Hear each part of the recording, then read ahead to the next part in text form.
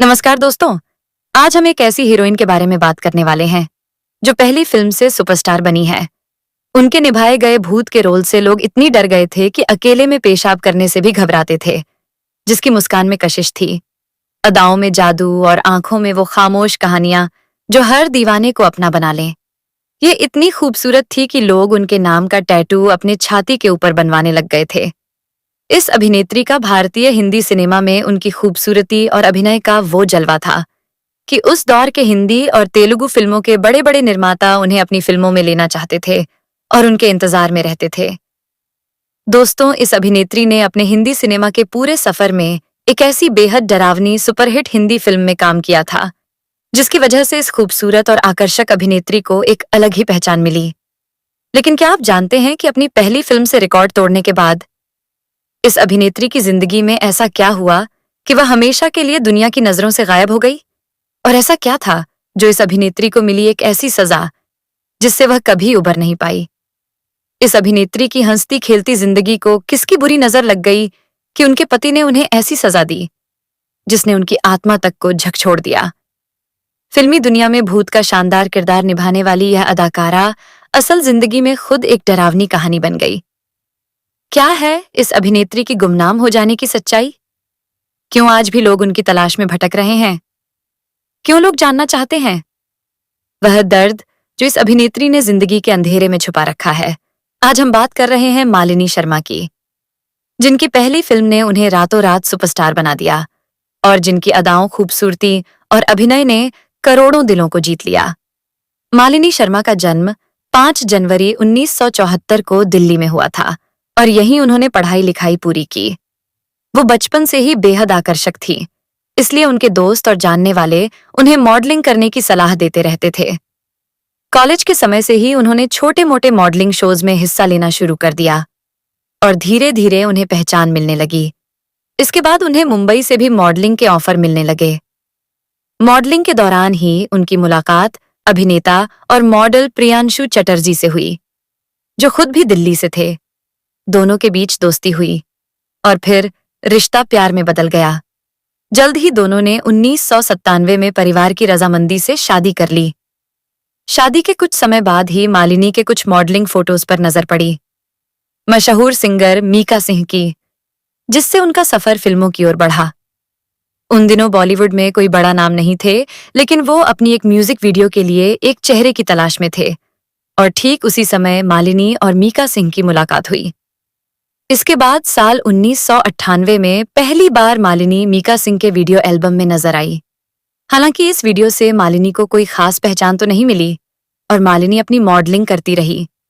इसके बाद साल 1999 में मालिनी एक बार फिर से एक म्यूजिक वीडियो में नजर आई और यह गाना उस दौर में काफी लोकप्रिय हुआ और इस गाने से पहली बार मालिनी शर्मा को लोग पसंद करने लगे। इसके बाद मालिनी के पास ऐसे ही कुछ म्यूजिक वीडियोस के ऑफर्स आए, जिनको स्वीकार करके मालिनी उनमें काम करते हुए नजर आई।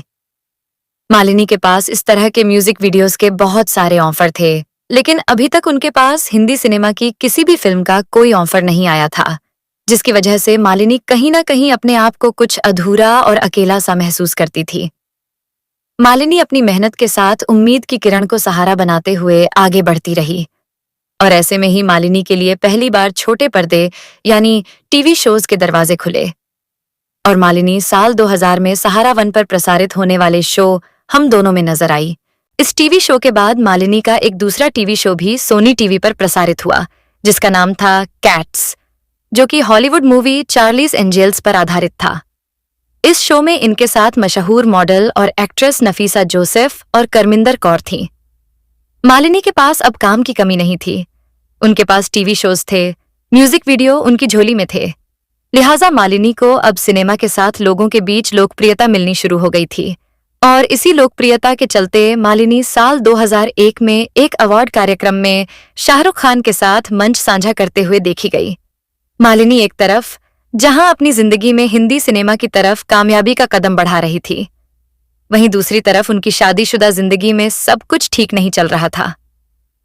मालिनी की निजी जिंदगी दुख दर्द के भंवर में फंसी थी और उनके पति के साथ रिश्ते टूटने की कगार पर थे। उन्होंने इस रिश्ते को बचाने की बहुत कोशिश की, लेकिन किस्मत के आगे हार माननी पड़ी। और साल 2001 में उनके पति प्रियांशु चटर्जी ने उनसे तलाक ले लिया। मालिनी ने अपने इस तलाक पर चुप्पी साध ली थी, लेकिन उनके पति ने एक इंटरव्यू में कहा कि यह रिश्ता समझदारी से परे था। मालिनी उस समय काफी दुख में थी, लेकिन फिर भी खुद को संभालते हुए छोटे पर्दे पर काम करती रही। ऐसे में उनके अभिनय पर नजर पड़ी मशहूर निर्माता महेश भट्ट की, जो उन दिनों अपनी एक बेहद डरावनी फिल्म के निर्देशन में लगे थे। इस फिल्म के हीरो के रूप में डीनू मोरिया और हीरोइन के रूप में बिपाशा बसु को चुना गया था, लेकिन सेकंड लीड रोल के लिए महेश भट्ट को नए चेहरे की तलाश थी, जो मालिनी पर आकर खत्म हुई। मालिनी और महेश भट्ट के बीच स्क्रीन टेस्ट हुआ और उन्हें इस फिल्म में एक खूबसूरत डरावनी चुड़ैल और भूत का किरदार निभाने का मौका मिला। यह फिल्म थी साल 2002 की हॉरर फिल्म राज, जिसमें मालिनी का किरदार भी उनके असली नाम मालिनी से ही दिखाया गया। जब फिल्म का ट्रेलर और पोस्टर्स लोगों के बीच पहुंचे, तो फिल्म रिलीज से पहले ही लोगों में इसको लेकर उत्साह भर गया। फिल्म को दर्शकों ने इतना पसंद किया कि यह साल 2002 की तीसरी सबसे ज्यादा कमाई करने वाली सुपरहिट फिल्म बन गई। लीड रोल में डीनू मोरिया और बिपाशा बसु थे, लेकिन सबसे ज्यादा चर्चा मालिनी शर्मा की हुई। उन्होंने अपनी बोल्डनेस, नशीली आंखों और कशिश भरी आवाज से दर्शकों को मंत्रमुग्ध कर दिया। फिल्म में उनका रोल छोटा था, लेकिन उन्होंने डरावनी चुड़ैल और भूत का किरदार इतनी खूबसूरती से निभाया कि दर्शकों को सिनेमा हॉल में भी वही डर महसूस हुआ जो फिल्म के किरदारों को हो रहा था। उनकी आवाज और डर के साथ निकली चीख ने उन्हें खूब सराहना दिलाई और इसी फिल्म के लिए उन्हें Zee cine award for best female debut भी मिला। रातों रात मालिनी मशहूर हो गई और लोगों की दीवानगी इस कदर बढ़ी कि जहां भी जाती उनके चाहने वाले उनकी एक झलक के लिए बेताब रहते। इसी लोकप्रियता को देखते हुए महेश भट्ट ने उन्हें अपनी अगली फिल्म गुनाह में भी डीनू मौर्या के साथ लीड रोल में साइन कर लिया। फिल्म की सभी तैयारियां पूरी हो चुकी थीं, लेकिन शूटिंग शुरू होने से 2 दिन पहले मालिनी ने अचानक भट्ट साहब से मुलाकात की और उन्हें माफी मांगते हुए फिल्म करने से इनकार कर दिया। उन्होंने कहा कि अब वह दोबारा कैमरे के सामने नहीं आना चाहती। मालिनी शर्मा ने जब महेश भट्ट की फिल्म गुनाह करने से इनकार किया और यह कहकर चली गई कि अब वह कैमरे के सामने नहीं आना चाहती, तो उनकी जगह बिपाशा बसु को ले लिया गया। मालिनी के इस फैसले के पीछे उनका टूटता हुआ मानसिक संतुलन था, जो उनके तलाक की वजह से काफी प्रभावित हुआ था। वह खुद में सिमट गई थी, अकेले रहने लगी थी और लोगों से कटने लगी थी। कुछ समय तक उन्होंने गुमनाम जिंदगी जी, लेकिन परिवार और दोस्तों के सहारे उन्होंने खुद को संभाला और दोबारा मॉडलिंग में वापसी की कोशिश की। हालांकि बॉलीवुड से उन्होंने दूरी बनाए रखी और धीरे धीरे मॉडलिंग से भी गायब हो गई। फिर वह किसी शो या सार्वजनिक मंच पर नजर नहीं आई।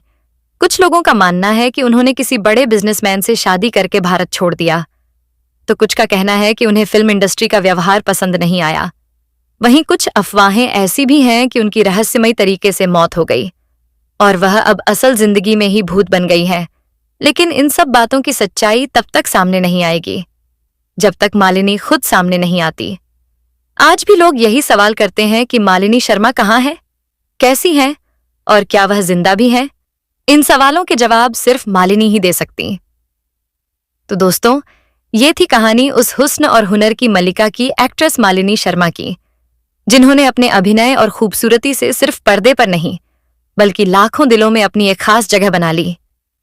अगर आपको ये वीडियो पसंद आया हो तो इसे लाइक जरूर करें। कमेंट करके बताएं कि आप अगली बार किस सितारे की कहानी सुनना चाहते हैं, और ऐसे ही दिलचस्प वीडियो के लिए हमारे YouTube चैनल स्टार मनोहर राठौर को सब्सक्राइब करना न भूलें। धन्यवाद। फिर मिलेंगे एक और चमकते सितारे की दास्तान के साथ। तब तक के लिए नमस्कार।